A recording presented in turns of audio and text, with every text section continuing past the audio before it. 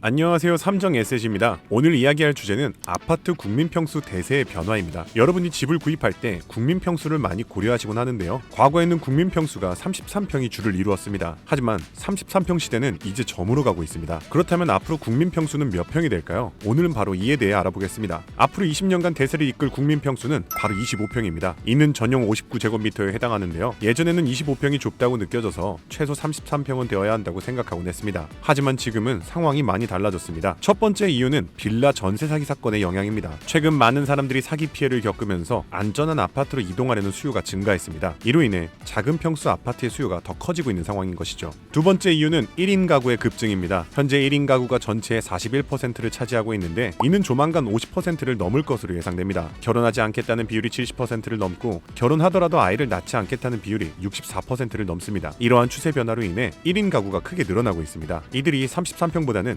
25평을 선택할 가능성이 높아지고 있다는 것이죠. 세 번째 이유로는 25평의 공급이 줄어들고 있습니다. 2020년에는 전체 공급량의 39%가 25평이었지만 2023년에는 31%로 약 8% 감소했습니다. 공급이 줄어들면 자연스럽게 수요는 여전하기 때문에 인기가 오를 수밖에 없는 것이죠. 네 번째 이유는 설계 기술의 발전으로 공간 활용도가 과거에 비해 높아지면서 비싼 중형 아파트의 수요가 줄어든 것입니다. 2000년대 이전 건설된 소형 평형은 방이 2개이거나 화장실이 하나밖에 없는 경우가 많았지만 요즘엔 59제곱미터도 방 3개, 화장실 2개가 일반적이며 드레스룸이 있는 경우도 많기 때문입니다. 마지막으로 같은 단지 내 작은 평수가 큰 평수보다 평당 가격이 높다는 점도 중요합니다. 시간이 지나면서 이 차이는 더욱 벌어지게 되는데요. 따라서 25평 아파트의 상승률이 더 좋을 가능성이 큽니다. 결과적으로 25평 아파트는 앞으로도 인기가 더욱 높아질 것으로 예상이 됩니다. 서울 아파트 청약 경쟁률에서 25평은 100대 1을 넘는 경우도 많아졌습니다. 전국적으로도 25평의 청약 경쟁률은 13대 1로 33평의 7대 1보다 훨씬 높았습니다. 추가적으로 미래의 수요를 고려할 때 소형 아파트 공급이 현저히 부족하다는 우려가 제기되고 있는데요.